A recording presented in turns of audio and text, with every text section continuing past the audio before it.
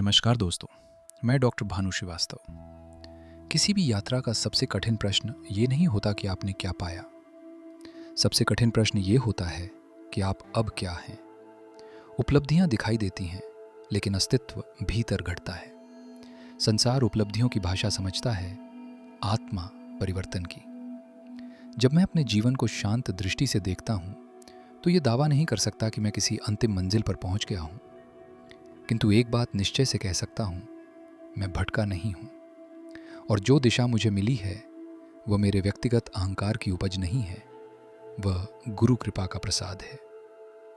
यात्रा को दूरी से मापा जाता है, जबकि आध्यात्मिक यात्रा गहराई से मापी जाती है।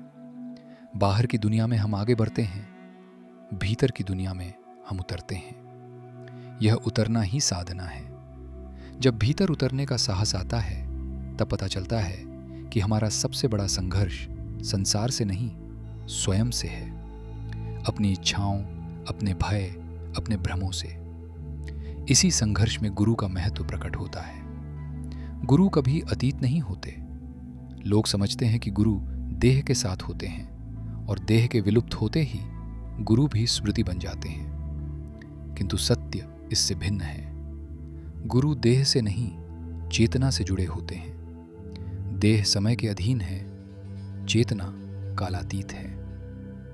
मेरे जीवन में पायलट बाबा आज भी उपस्थित हैं, किसी दृश्य रूप में नहीं, बल्कि निर्णयों की स्पष्टता में, विवेक की जागृति में और उस मौन मार्गदर्शन में जो कठिन क्षणों में भीतर से उठता है। बाल्यकाल में गुरुदेव महायोगी पायलट बाबा से मेरा एक स्वाभाविक प्रश्न था कि आप विश्व शांति के लिए 10 महाविद्या यज्ञ क्यों करते हैं?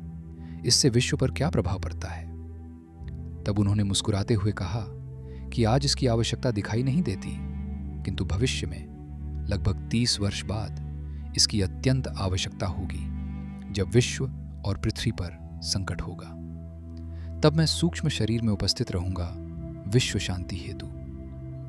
उस समय यह उत्तर मेरे लिए विचारणीय नहीं था, क्योंकि गुरु के समक्ष था, किंतु आज के परिवेश में उनका कथन यथार्थ दिखाई देता है।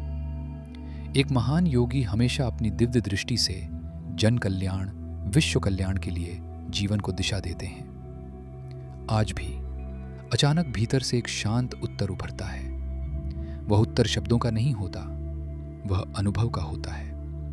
वही गुरु की उपस्थिति है। गुरु बाहरी सहारा नहीं, आंतरिक जागरण है। वे हमें उत्तर नहीं देते, वे हमें उत्तर खोजने की क्षमता देते हैं। और आने वाले वर्षों में ईश्वर आराधना, गुरु ध्यान, गुरु कृपा ही जीवन को सुरक्षा कवच देगी। आज का योग मेरे लिए किसी समय सीमा में बंधा अभ्यास नहीं है। यह केवल प्रातःकाल की क्रिया नहीं, ना ही आसनों और मुद्राओं तक सीमित अनुशासन है। आज योग मेरे देखने के ढंग में है। मैं संसार को कैसे देखता हूं, यही साकार योग है, जहां जीवन और साधना अलग अलग नहीं रहते, बल्कि एक ही प्रवाह में विलीन हो जाते हैं। योग का वास्तविक अर्थ जुड़ना है, स्वयं से, सत्य से और उस व्यापक चेतना से जो समस्त अस्तित्व में व्याप्त है। जब यह जुड़ाव गहरा होता है, तब व्यक्ति का जीवन स्वतः अनुशासित होने लगता है। उसे बाहरी नियमों की आवश्यकता कम पड़ती है, क्योंकि भीतर सजगता का दीपक जल उठता है। मैं संसार छोड़कर योगी नहीं बना, मैंने संसार में रहते हुए सजग होना सीखा। आज भी मैं कर्तव्य निभाता हूँ, रिश्तों को जीता हूँ, संघर्षों का सामना करता हूँ। अंतर केवल इतना है कि भीतर कोई अनावश्यक बोझ नहीं है। गुरुदेव से मिली सबसे बड़ी शिक्षा यही है, संसार बाधा नहीं है, असचेत जीवन बाधा है। यदि हम अचेत हैं तो वन में भी अशांति रहेगी। यदि हम सजग हैं तो बाजार में भी शांति संभव है। गुरु कृपा का वास्तविक अर्थ चमत्कार नहीं है। चमत्कार मन को आकर्षित करते हैं, लेकिन परिवर्तन चेतना को रूपांतरित करता है। गुरु कृपा का अर्थ है दृष्टि का स्वच्छ हो जाना। जब निर्णय डर से नहीं, स्पष्टता से होते हैं, वही गुरु कृपा है। जब अहंकार स्वतः सीमित होने लगता है और विनम्रता सहज हो जाती है, वही गुरु कृपा है। गुरु हमें विशेष नहीं बनाते, वे हमें स्वाभाविक बनाते हैं। धर्म और अध्यात्म का संबंध भी इसी बिंदु पर समझ आता है। धर्म यदि केवल अनुष्ठान रह जाए तो वह बाहरी संरचना बन जाता है।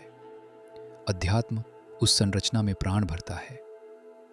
धर्म मार्ग है, अध्यात्म अनुभव है। जब दोनों का संतुलन होता है तभी जीवन में समरसता आती है। बिना अध्यात्म के धर्म कठोर हो सकता है, बिना धर्म के अध्यात्म दिशाहीन हो सकता है। आज दुनिया योग को एक ब्रांड के रूप में देख रही है, एक प्रदर्शन, एक बाजार, एक पहचान। योग एक जिम्मेदारी है। योगी का अर्थ है जो स्वयं शांत हो और दूसरों के लिए अशांति का कारण न बने।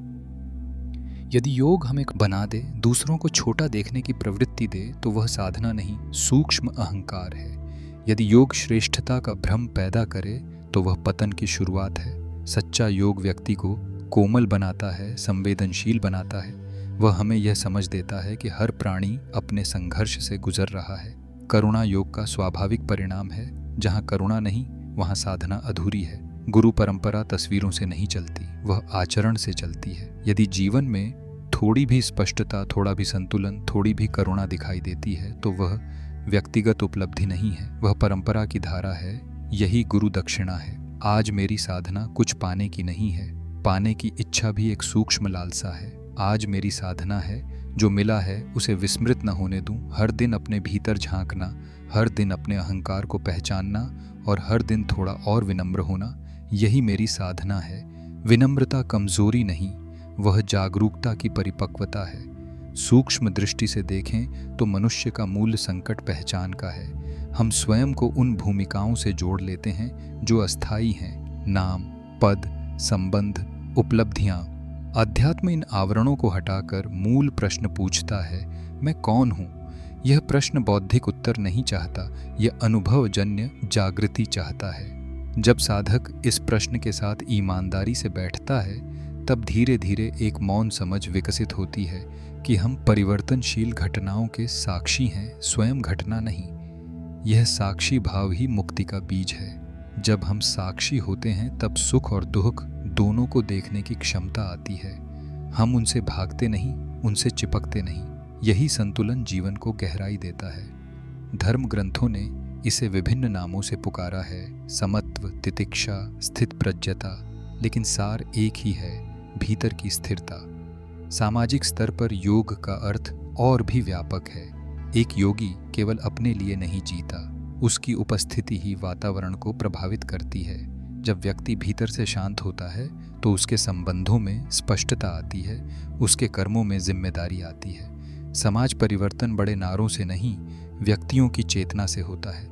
यदि प्रत्येक व्यक्ति थोड़ा अधिक सजग हो जाए तो सामूहिक जीवन की दिशा बदल सकती है। परंपरा को आगे बढ़ाना शब्दों से नहीं, जीवन से संभव है। आने वाली पीढ़ियां हमारे उपदेश नहीं, हमारा आचरण देखेंगी। यदि हम चाहते हैं कि अध्यात्म जीवित रहे तो उसे दैनिक जीवन में उतारना होगा, ईमानदारी में, करुणा में और उत्तरदायित्व में। पूरी यात्रा एक सूत्र में बांधना हो तो योग असाधारण बनने का मार्ग नहीं है, योग स्वाभाविक होने का मार्ग है। गुरु हमें ऊंचा नहीं उठाते, वे हमें झूठ से मुक्त करते हैं और झूठ से मुक्ति ही सबसे बड़ी ऊंचाई है। मैं स्वयं को योगी इसलिए कह पाता हूँ क्योंकि मैं अभी भी सीख रहा हूँ। मैं साधक हूँ क्योंकि मैं अपनी अपूर्णता को स्वीकार करता हूँ। पूर्णता का दावा अहंकार करता है, साधक सीखने की प्रक्रिया में आनंद पाता है। यदि मेरे भीतर कुछ भी शुद्ध है, कुछ भी शांत है, तो वह मेरा व्यक्तिगत स्वामित्व नहीं है, वह गुरु परंपरा का प्रसाद है, उस अनंत चेतना की झलक है जो हम सब में समान रूप से विद्यमान है। अंततः अध्यात्म हमें जीवन से भागना नहीं सिखाता, वह जीवन को पूर्ण रूप से जीना सिखाता है, सजग होकर, प्रेम के साथ और सत्य के प्रति ईमानदार रहकर। यही धर्म का सार है, यही योग का हृदय है और यही मानव जन्म का सौभाग्य है। ओम नमो नारायण, नमो